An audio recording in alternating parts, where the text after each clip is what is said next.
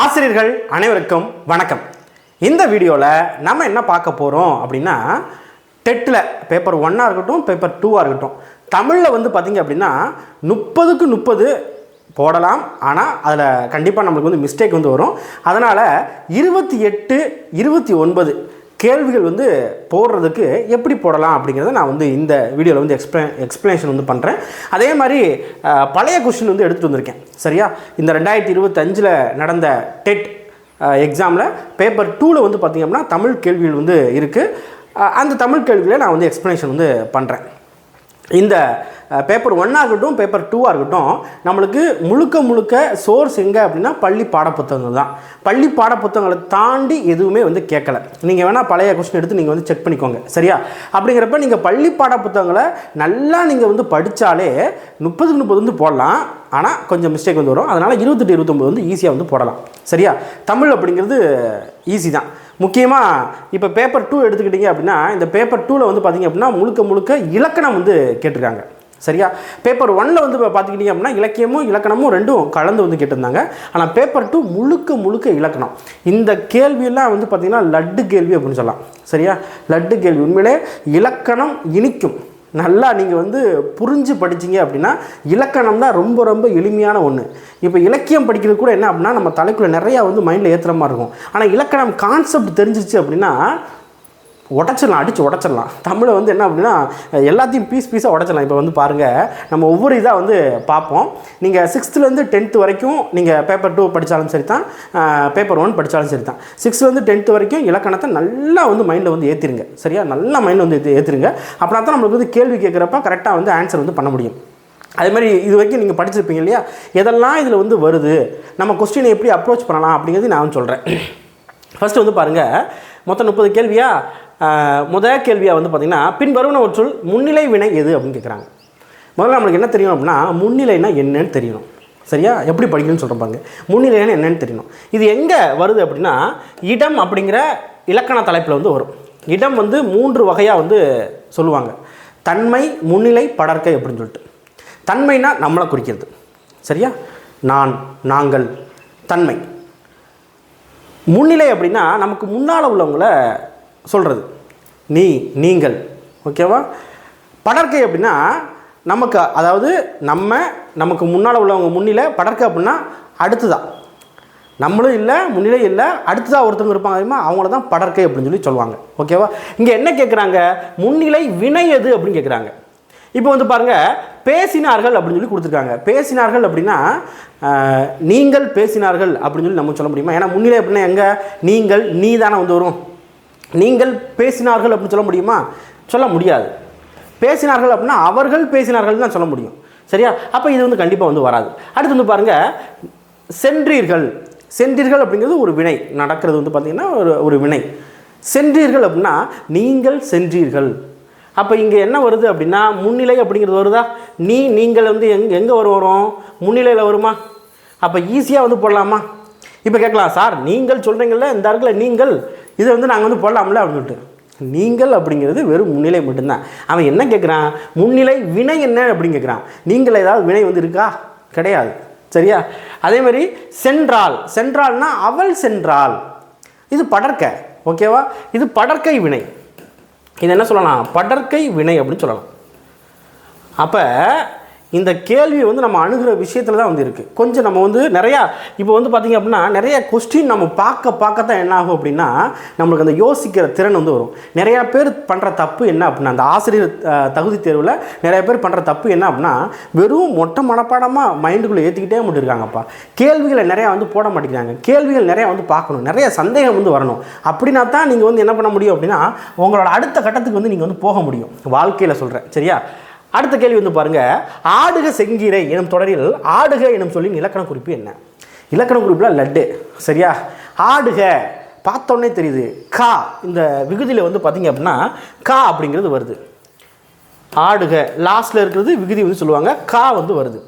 இப்போ விகுதியில் கா, இய, இயர். கா மட்டும் கிடையாது, கா, இய, இயர். இது வந்து வருதுன்னு வச்சுக்கோங்களேன். அது வந்து என்னவாக இருக்கும் அப்படின்னா வியங்கோல் வினைமுற்றாக இருக்கும். என்ன இருக்குது? வியங்கோல் வினைமுற்றா இருக்கும். ஆப்ஷனில் முதல்ல வச்சுருக்காங்க, தட்டி தூக்கிட்டு போயிடலாம். அடுத்து வந்து பாருங்கள், சரியான வியங்கோல் வினைமுற்று சொற்கள் அமையுமாறு பாடலடியை பொறுத்துக. ஆக்குவது ஏதெனில் அறத்தை டேஷ், போக்குவது ஏதெனில் வெகுளி டேஷ். பாருங்கள், இதுக்கு வந்து கரெக்டான விடை என்ன அப்படின்னா, ஆக்குவது ஏதெனில் அறத்தை ஆக்குக, போக்குவது ஏதெனில் வெகுளி போக்குக. அதாவது இப்போ ஆற்றுக போற்றுக போட்டோம் அப்படின்னா இந்த இடத்துல பொருள் வந்து தராது. சரியா? இங்கே எது பொருள் தரும் அப்படின்னா ஆக்குகவும் போக்குகவும் தான் பொருள் வந்து தரும். சரியா? அடுத்ததாக வில்வாள் இலக்கண குறிப்பு தருக. வில்வாள் இது எப்படி சொல்லணும் அப்படின்னா, வில்வாள்னா வில் தனியாக இருக்குது, வாள் தனியாக இருக்குது. எப்படி சொல்லணும்? வில்லும் வாளும் அப்படின்னு சொல்லணும். அப்போ இங்கே என்ன வந்து மறைஞ்சு வந்திருக்கு? அப்படிங்கிறது மறந்து வந்து வந்திருக்கு. ஓகேவா? அதனால் இது வந்து உண்மை தொகை. அப்படிங்கிறது வெளிப்படையாக வந்துச்சு அப்படின்னா எண்ணுண்மை அப்படின்னு சொல்லுவாங்க. அப்படிங்கிறது மறைஞ்சு வருது, அப்போ அதுக்கு மறைஞ்சு வந்தால் அது பேர் தொகை அப்படின்னு சொல்லுவாங்க. ஓகேவா? அதனால் உண்மை தொகை அப்படிங்கிறது சிம்பிளான கான்செப்ட். லட்டு கொஸ்டின். அடுத்து வந்து பாருங்கள், விற்கொடி இச்சொல்லுக்குரிய புணர்ச்சி என்ன? விற்கொடியை நம்ம வந்து பிரிக்கிறோம் அப்படின்னா எப்படி பிரியும்? வில் கூட்டல் கொடி அப்படின்னு சொல்லி பிரியுமா? வில் கூட்டல் கொடி. இப்போ வந்து பாருங்கள், இது நிலைமொழி. முதல்ல உள்ளது நிலைமொழி, ரெண்டாவது உள்ளது வருமொழி. சரியா? இப்போ என்ன மாற்றம் வந்து ஏற்பட்டிருக்கு? இதில் என்ன கேட்டிருக்காங்கன்னா, கெடுதலா திரிதலா தோன்றலா இயல்பா அப்படின்னு கேட்குறாங்க. இப்போ இது தெரியணும் அப்படின்னா நம்மளுக்கு புணர்ச்சினா என்னன்னு தெரியணும். புணர்ச்சினா என்ன? ரெண்டு வார்த்தை வந்து சேர்றது தான் புணர்ச்சி அப்படின்னு சொல்லுவாங்க. இந்த புணர்ச்சி வந்து பார்த்திங்க அப்படின்னா ரெண்டு வகையாக வந்து பிரிப்பாங்க. ஒன்று இயல்பு புணர்ச்சி, இன்னொன்று விகார புணர்ச்சி அப்படின்னு சொல்லிட்டு. இயல்பு புணர்ச்சி அப்படிங்கிறது இயல்பாக புணர்றது தான் இயல்பு புணர்ச்சி அப்படின்னு சொல்லிடலாம். விகாரத்தில் வந்து பார்த்திங்க அப்படின்னா மொத்தம் 3 வந்து இருக்குது. என்னென்ன இருக்குது? தோன்றல், திரிதல், கெடுதல். இந்த 3 வந்து இருக்குது. தோன்றல், திரிதல், கெடுதல். தோன்றல் அப்படின்னா புதுசாக ஒரு எழுத்து வர்றது தோன்றல். ஓகேவா? இப்போ கெடுதல் அப்படின்னா இருக்கிற எழுத்து இல்லாமல் போகிறது, அதுதான் கெடுதல் அப்படிம்பாங்க. திரிதல் அப்படின்னா மாறுறது, சேஞ்ச் ஆகிறது. இப்போ என்ன சேஞ்ச் ஆகிருக்கு? வில் கூட்டல் கொடி, வில் கொடி அப்படின்னு சொல்லி வராமல் எப்படி வந்துருக்கு? புணர்ச்சி விதியின் அடிப்படையில் இந்த இல்லானது எப்படி வந்து மாறி இருக்கு? இர்ரா வந்து மாறி இருக்கு, விற்கொடி அப்படின்னு மாறி இருக்கு. அப்போ இது என்னது? திரிதல் அப்படிங்கிறது. சரியா? அப்போ இதுக்குரிய விடை என்ன அப்படின்னா திரிதல். ஓகேவா? ரைட். அடுத்து வந்து பாருங்க, உவமையை மட்டும் கூறி அதன் மூலம் கூற வந்த கருத்தை உணர வைப்பது டேஷ் அணி. உவமையை மட்டும்தான் சொல்லுவாங்க. உவமை மட்டும் சொல்லிட்டு அதை வச்சு நம்ம புரிஞ்சுக்கணும். உவமையத்தை சொல்ல மாட்டாங்க. சரியா? உவமையம் அப்படின்னா அதுக்கான பொருள். சரியா? என்ன நம்ம வந்து புரிஞ்சுக்கணும் அப்படிங்கிறது நம்மளே புரிஞ்சுக்கணும். அதை சொல்கிறது என்ன அணி அப்படின்னா பிரிது மொழிதல் அணி. என்ன அணி? பிரிது மொழிதல் அணி. ஓகேவா? பிரிது மொழிதல் அணி. இப்போ எடுத்துக்காட்டு உவமை அணி அப்படின்னா இந்த அது போல அப்படிங்கிற ஒரு வார்த்தை வந்து பார்த்திங்கன்னா மறைஞ்சு வந்து வரும். ஓகேவா? இயல்பு நவிர்ச்சி அப்படின்னா அணி அப்படின்னா சொல்ல வந்த கருத்தை இயல்பாகவும் அழகாகவும் சொல்லக்கூடியது தான் இயல்பு நவிர்ச்சி அணி. இதுக்கு இன்னொரு பேர் இருக்குது, தன்மை நவிர்ச்சி அணி அப்படின்னு சொல்லுவாங்க இயல்பு நவிர்ச்சி அணிக்கு. ஓகேவா?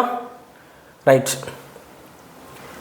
அடுத்து வேற்றுமை அணி அப்படின்னா ஒரு ஒற்றுமையை சொல்லிவிட்டு அதுக்கப்புறம் அதை பற்றி வேற்றுமையை வந்து சொல்கிறது தான் வேற்றுமை அணி அப்படின்னு சொல்லுவாங்க. ஓகே. அடுத்து உண்டு பிறந்து வளர்ந்த இடந்தனில் இத்தொடரில் பெயரச்சம் எது அப்படின்னு கேட்குறாங்க. முதல்ல பெயரச்சம். எச்சம்னா என்ன? எஞ்சி நிற்கிற சொல் தான் எச்சம் அப்படின்னு சொல்லியிருப்பாங்க. அந்த வார்த்தை முடிஞ்சிருக்காது, அதுக்கு பேர் தான் வந்து எச்சம். இப்போ வந்து பாருங்கள், உண்டு அப்படிங்கிறது முடியலை, உண்டான் அப்படின்னா முடிஞ்சிருச்சு, உண்டுன்னு தொங்குது. இது என்ன? இது வந்து ஒரு எச்சம். ஆனால் வந்து பாருங்கள், உண்டு அப்படிங்கிறது சாப்பிட்றது அப்படிங்கிறது ஒரு வினை இல்லையா? சரியா? அப்போ உண்டு அப்படிங்கிறது இங்கே வந்து பார்த்திங்கன்னா வினையச்ச விகுதியான வந்து வந்திருக்கு. அப்போ இது வந்து கிடையாது. அடுத்து பிறத்தல் அப்படிங்கிறது ஒரு வினை, அதேமாதிரி பிறந்து வினையச்ச விகுதி வந்து வந்திருக்குது. அப்போ இது வந்து கிடையாது. வளர்ந்த அப்படிங்கிறது வந்து பார்த்திங்க அப்படின்னா எச்சமாக தான் இருக்குது. அதே மாதிரி பெயரச்ச விகுதியான வந்து வந்திருக்கு. அப்போ வளர்ந்த அப்படிங்கிறத நம்மளுக்கு வந்து விடையாக வந்து வரும். என்ன வரும்? வளர்ந்த அப்படிங்கிறது. அப்போ நம்மளுக்கு பெயரச்ச விகுதி தெரிஞ்சாலே வந்து மெஜாரிட்டி வந்து போட்டுடலாம். பெயரச்ச விகுதி என்ன? அப்படிங்கிறது பெயரச்ச விகுதி. சரியா? அதே மாதிரி வினையச்ச விகுதி என்ன? அப்படிங்கிறது. இங்கே அப்படிங்கிறது வினையச்ச விகுதி. சரியா? ரைட். பெயரச்சம் வினையச்சம் கண்டுபிடிக்கலாம் ரொம்ப ரொம்ப ஈஸி. மொழிக்கு முதலில் வராத எழுத்துக்கள் என்ன? மொழிக்கு முதல்ல வராத எழுத்துக்கள். இப்போ வந்து பாருங்கள், மெய்யெழுத்துக்களை பற்றி கொடுத்துருக்காங்க. மெய்யெழுத்துக்களை 17 வராதா, 16 வராதா, 14 வராதான்னு கேட்டிருக்காங்க. மெய்யெழுத்து 18மே மொழிக்கு முதல்ல வந்து வராது. சரியா? இதெல்லாம் வந்து லட்டு கொஸ்டின். இதெல்லாம் வந்து நீங்கள் வந்து மிஸ்டேக் பண்ணியிருந்தீங்க அப்படின்னா துரதிர்ஷ்டம் அப்படின்னு தான் சொல்லணும். ஓகே, அடுத்ததாக மயங்கொலி பிழையற்ற தொடர் எது அப்படிங்கிற கேள்வி. மயங்கொலினா முதல்ல என்ன? ஒரு 8 எழுத்து வந்து வரும்பா. ஒரு 8 எழுத்து. இந்த லானா வரிசையில் வந்து லா லா லா. ஓகேவா? அடுத்து ரா ரா. சரியா?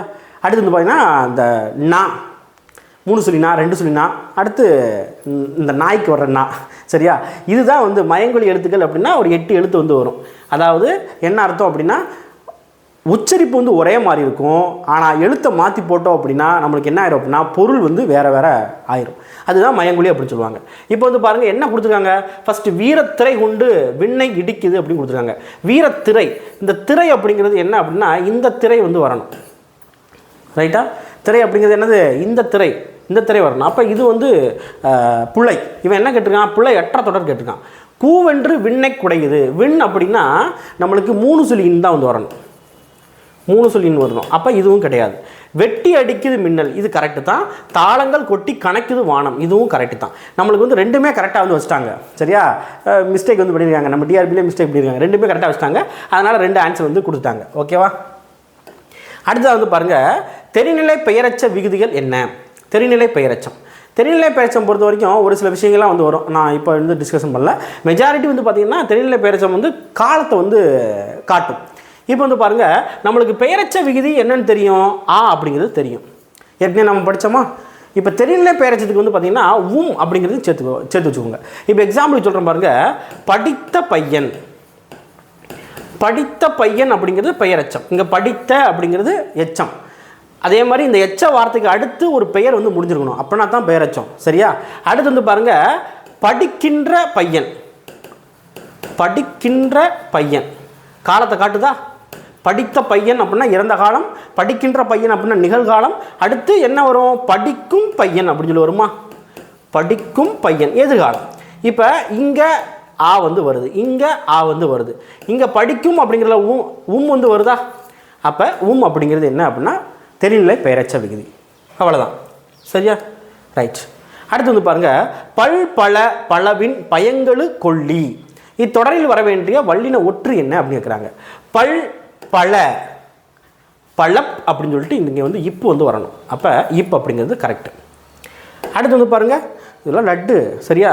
அடுத்து கூற்று 1, விகார புணர்ச்சியின் வகைகளை 3ஆக பிரிக்கலாம். நான் என்ன சொன்னேன் முதல்ல? அந்த இது சொல்கிறப்பே விற்கோடி சொல்கிறப்ப என்ன சொன்னேன்னா, புணர்ச்சியை பொறுத்த வரைக்கும் 2 வகையாக வந்து பிரிக்கிறாங்க. ஒன்று இயல்பு புணர்ச்சி, இன்னொன்று விகார புணர்ச்சி. அந்த விகாரத்தை பொறுத்த வரைக்கும் 3 வகையாக பிரிக்கிறாங்க அப்படின்னு சொன்னால் என்ன கொடுக்குறாங்க? புணர்ச்சியின் வகைகளை 3ஆக பிரிக்கலாம். தோன்றல், தெரிதல், கெடுதல் அப்படின்னு சொல்லிட்டு. ஓகே, அப்போ முதல் கூற்று சரி. ஊருக்குச்சல் என்பது 4ஆம் வேற்றுமை தொடர் அன்று. வேற்றுமையை பொறுத்த வரைக்கும் என்ன அப்படின்னா மொத்தம் எத்தனை இருக்குது? 8 வேற்றுமை உறுப்பு வந்து இருக்கும். இவன் என்ன சொல்கிறான்? ஊருக்கு செல் அப்படிங்கிறது. இப்போ ஊருக்கு அப்படிங்கிறது வேற்றுமை உறுப்பு. இந்த கு அப்படிங்கிறது வெளிப்படையாக வந்துருச்சு. அப்போ இது வெறும் வேற்றுமை தான். வேற்றுமை தொகை வந்து கிடையாது. தொகைன்னா இந்த ஊர் செல் அப்படின்னு சொல்லி வந்திருக்கும். நம்ம என்ன பண்ணணும் அப்படின்னா ஓகே ஊர் செல் அப்படிங்கிறது இந்த வேற்றுமை தொகை அப்படின்னு சொல்லி கண்டுபிடிக்கணும். இப்போ வந்து பாருங்கள், கு அப்படிங்கிறது எத்தனையாவது?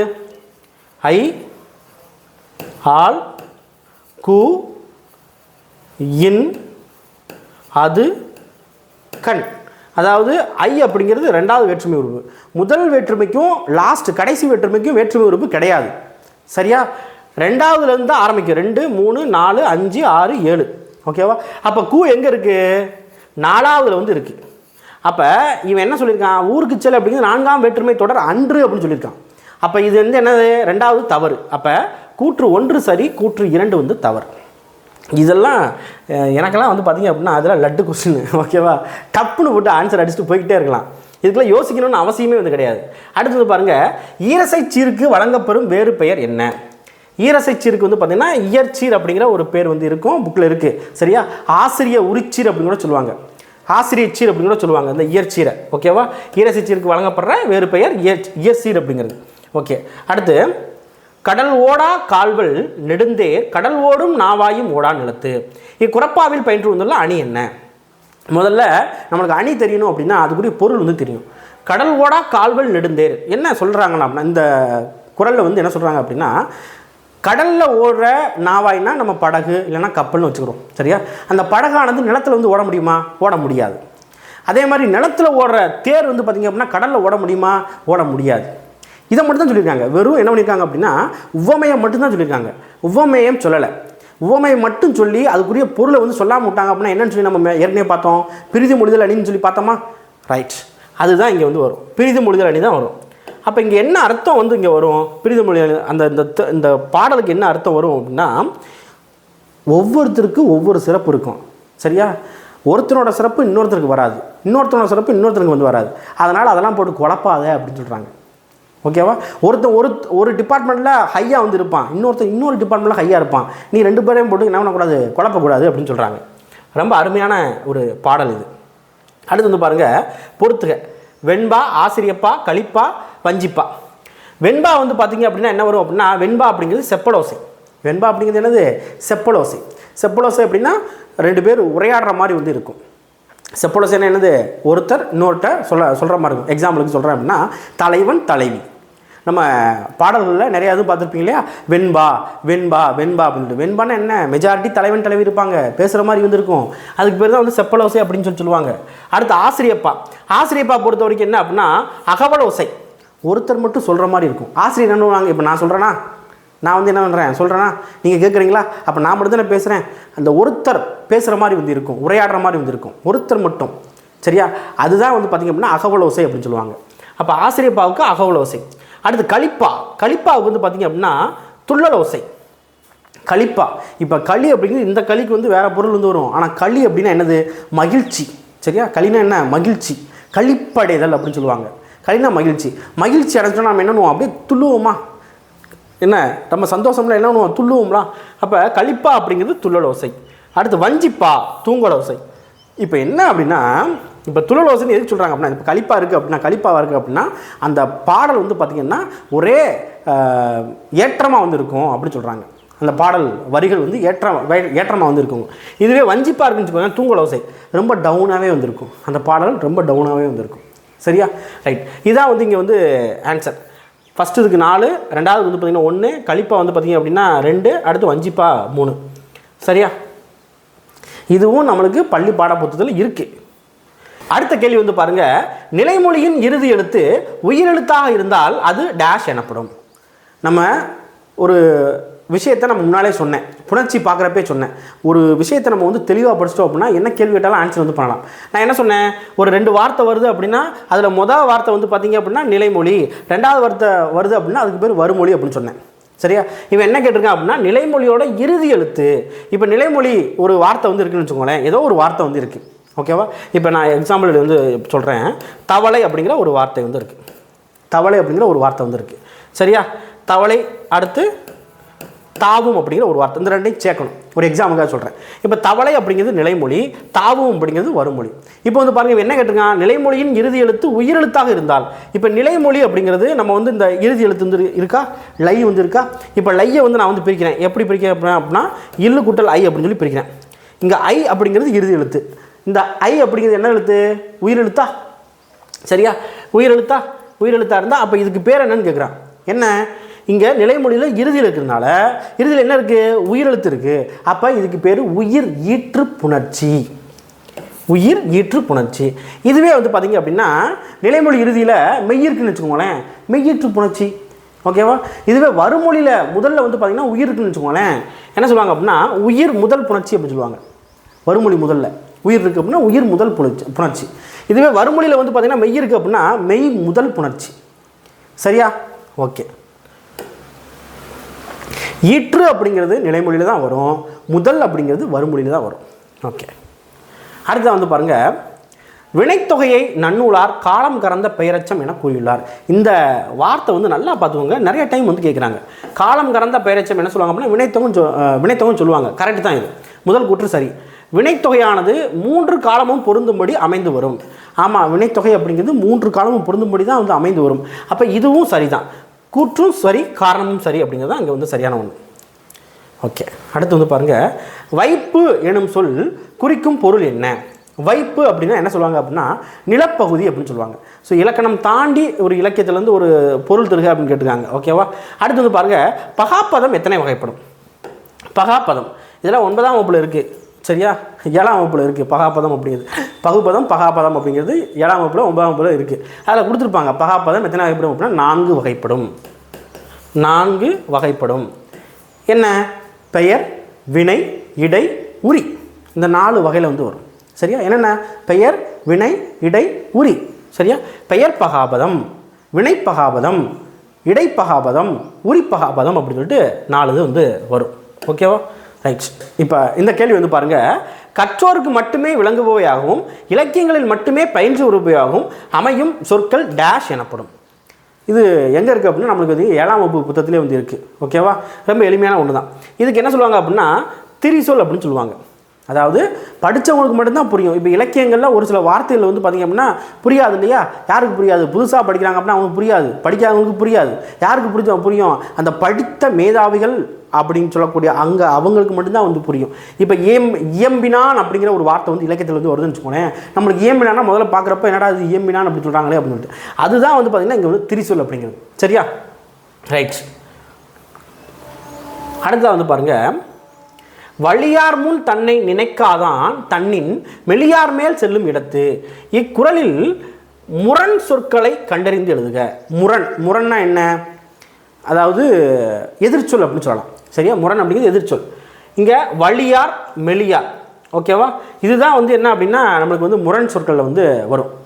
வலியார் அப்படின்னா ஸ்ட்ராங்கானவங்க, மெலியார் அப்படின்னா ஸ்ட்ராங் இல்லாதவங்க. ஓகேவா? சரி.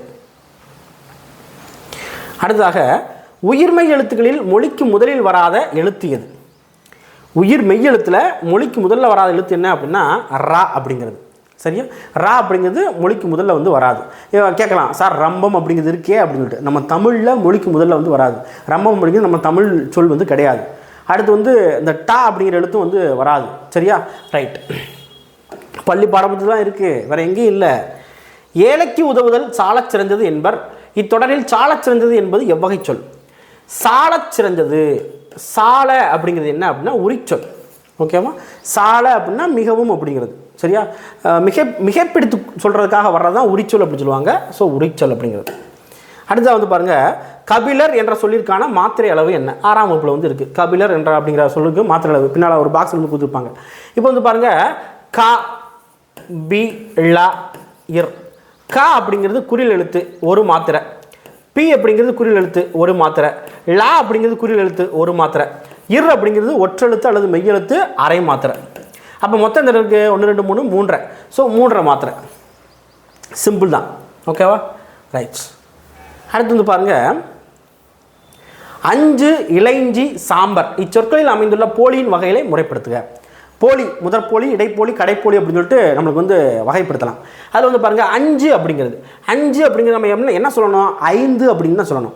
5 அப்படிங்கிற வார்த்தைக்கும் 5 அப்படிங்கிற வார்த்தைக்கும் சம்மந்தமே கிடையாது. ஏன்னா 5ங்கிற ஒரு எழுத்து கூட இங்கே வந்து இருக்காது. அப்போ ஃபுல்லாக வந்து இது வந்து என்ன ஆயிடும் அப்படின்னா போயிடும். அப்போ இது என்ன அப்படின்னா முற்றுப்போலி அப்படின்னு சொல்லலாம். இதுக்கு பேர் என்னது? முற்றுப்போலி. சரியா? அடுத்து வந்து பாருங்கள், இளஞ்சி அப்படின்னு சொல்லி வரணும். இது இடையில உள்ளது, இது வந்து வருது. அப்போ இது வந்து பார்த்திங்கன்னா இடைப்போலி. அடுத்து சாம்பர், ஆக்சுவலாக சாம்பல் அப்படின்னு சொல்லி வரணும். சாம்பல் அப்படின்னு சொல்லி வரணும். சாம்பர் கொடுத்துருக்காங்க. இது கடைசியில் உள்ளது கடைப்போலி. அப்போ முற்று, இடை, கடை அப்படின்னு சொல்லி வரும். சரியா? ஓகே. அடுத்ததாக வந்து பாருங்கள், 5ஆம் மற்றும் 7ஆம் வேற்றுமையில் இடம்பெறும் வேற்றுமை உருபு என்ன? வேற்றுமை உருவை பொறுத்த வரைக்கும் நம்ம நார்மலாக பார்க்குறோம் அப்படின்னா ஐயாள்கு இன்னதுகன் அப்படின்னு சொல்லி சொல்லுவோம். ஆனால் அதில் ஒரே ஒரு வேற்றுமை உருபு மட்டும் வந்து பார்த்திங்க அப்படின்னா 2 இடத்துல வந்து வருது. ஒன்று 5ஆவதுல வருது, இன்னொன்று 7ஆவதுல வந்து வருது. எது அப்படின்னா இல் அப்படிங்கிற இந்த வேற்றுமை உருபு வந்து வரும். இல் அப்படிங்கிற இந்த வேற்றுமை உருபு. ஓகே. அடுத்து வந்து பாருங்கள், பொறுத்துக. இலக்கண குறிப்பு லட்டு. புன்புலம், தாழ்பூந்துரை, பாய்வன, தடவரை. புன்புலம் அப்படிங்கிறது என்ன அப்படின்னா பிரிக்கிறோம் அப்படின்னா புண்மை கூட்டல் புலம் அப்படின்னு சொல்லி வரும். அப்போ கண்ணை மூடிட்டு போகலாம். இது என்னது அப்படின்னா பண்புத்தொகை அப்படிங்கிறது. சரியா? புன்புலம் அப்படிங்கிறது என்னது? பண்புத்தொகை. தாழ்பூந்துரை அப்படிங்கிறது என்ன அப்படின்னா வினைத்தொகை. சரியா? பாய்வன அப்படிங்கிறது பலவின்பால் வினைமுற்று. பாய்வன பலவின்பால் வினைமுற்று, பலவின்பால் அப்படிங்கிறது அக்ரிணைக்கு வந்து குறிக்கும். சரியா? தடவரை தட உரிச்சொல் தொடர். ஸோ இந்த ஆப்ஷன் பி வந்து இதுக்கு வந்து ஆன்சராக வந்து வரும். ஓகே, அடுத்து வந்து பாருங்கள், கீழ்காணும் தொடரில் எது இடைச்சொல் தொடர்? இடையில் வர்ற சொல் எது இடைச்சொல் தொடர் அப்படின்னா, இங்கே வந்து பாருங்கள், கேட்ட பாடல் அப்படின்னு கொடுத்துருக்காங்க. கேட்ட பாடல் அப்படிங்கிறது பெயரச்ச வகையில் வந்து வருது. சாலச் சிறந்தது உரியில் வந்து வருது. சாலை அப்படிங்கிறது உரியில் வந்து வரும். மற்றொன்று, மற்று அப்படிங்கிற அந்த வார்த்தை வந்து பார்த்திங்கன்னா இடைச்சொல். மற்று அப்படிங்கிறது ஒரு இடைச்சொல். அப்போ இதுதான் வந்து ஆன்சர். ஓகேவா? ரைட். காவிரி பாய்ந்தது அப்படிங்கிறது இதில் இடைச்சொல்லே வந்து கிடையாது. காவிரி அப்படிங்கிறது ஒரு பெயர். ஓகேவா? அடுத்து, பின்வரும் தொடர்களில் முற்றச்சம் எது? முற்றச்சம், முற்றச்சம்னா 2 வினைமுற்று வந்து வரும். ஓகேவா? 2 வினைமுற்று வர்றது தான் முற்றச்சம் அப்படின்னு சொல்லுவாங்க. இங்கே எங்கே 2 வினைமுற்று வருது அப்படின்னா, வள்ளி படித்தனல் மகிழ்ந்தாள் அப்படிங்கிறது தான் இங்கே வந்து முற்றச்சம். சரியா? ரைட். அடுத்து, உருண்டு தவழ்ந்து நெளிந்து பாயும் என்ற தொடரில் உள்ள வினையச்ச சொற்களை கண்டறிந்து குறிப்பிடுக. உருண்டு, உருண்டு அப்படிங்கிறது ஒரு வினை. தவழ்ந்து வினை, நெளிந்து வினை, பாயும் அப்படிங்கிறது வினை வந்து வராது. அப்போ இந்த 3 வார்த்தையுமே உருண்டு ஊ வந்து வருது, தவழ்ந்து ஊ வருது, நெளிந்து ஊ வந்து வருது. 3மே வந்து வரும். ஆன்சர் வந்து வந்துருச்சு. சரியா? ரைட். இப்போ நம்ம என்ன பண்ணிட்டோம் அப்படின்னா 30 கேள்வி வந்து பார்த்துருக்கோம். ஓகேவா? 30 கேள்வியுமே என்ன கேட்டால் இலக்கணம் எல்லாம் படிச்சிருந்தாங்க அப்படின்னா கண்டிப்பாக இந்த கொஸ்டினில் 27க்கு மேலே கண்டிப்பாக வந்து ஆன்சர் வந்து பண்ண முடியும். சரியா? ஆனால் நம்ம ஆசிரியர்கள் பண்ணுற தவறு என்ன அப்படின்னா, இதை வந்து சீரியஸாகவே எடுக்க மாட்டாங்க. சீரியஸாக எடுத்து படிக்க மாட்டாங்க. சீரியஸாகவே எடுத்து என்ன அப்படின்னா, ரொம்ப டெப்த்தாக நம்ம வந்து படிக்கணும், தெரிஞ்சுக்கணும், நம்ம வந்து எக்ஸாமில் வந்து பாஸ் ஆகணும் அப்படின்னு சொல்லிட்டு யாருமே வந்து பண்ணுறது வந்து கிடையாது. என்ன பண்ணுறாங்க அப்படின்னா, நம்மளுக்கு வந்து அந்த பாஸ் மார்க் கிடைச்சா போதும், இப்படி தான் நினைக்கிறாங்க. பாஸ் மார்க் கிடைச்சா போதும், ஒரு 82 மார்க்கா 82 மார்க் கிடைச்சா போதும், 75 மார்க் கிடைச்சா போதும் அப்படின்னு நினைக்கிறாங்க. அப்போ 75 மார்க் கிடைச்சா போதும்னா உங்களுக்கு 60 மார்க் தான் வரும். சரியா? அப்போ நம்ம வந்து எய்மை வந்து ஹையாக வைக்கணும். ஒரு 100 மார்க் எடுக்கணும்டா, ஒரு 125 மார்க் எடுக்கணும்டா அப்படின்னு வச்சா தான் நம்மளுக்கு என்ன ஆகும் அப்படின்னா, மார்க் வந்து ஓரளவுக்கு நீங்கள் வந்து எடுப்பீங்க. இல்லை அப்படின்னா கஷ்டம். சரியா? இப்போ நான் அடித்து சொல்லுவேன், தமிழ் வந்து பார்த்திங்கன்னா எளிமை எளிமை எளிமை தான். நம்ம படித்தோம் அப்படின்னா தமிழ் வந்து ஒரு விஷயமே வந்து கிடையாது. அதே மாதிரி சோசியலும் ஒரு விஷயமே வந்து கிடையாது. சரியா? இப்போ உங்களுக்கு வந்து கண்டிப்பாக வந்து புரிஞ்சிருக்குன்னு சொல்லி நம்புகிறேன். உங்களுக்கு ஏதாவது வந்து டவுட் இருக்குது அப்படின்னா தாராளமாக என்ன பண்ணுங்க அப்படின்னா கமெண்ட் வந்து பண்ணுங்கள். சரியா? அடுத்த ஒரு வீடியோவில் மீண்டும் வந்து நம்ம வந்து சந்திக்கலாம். நன்றி, வணக்கம்.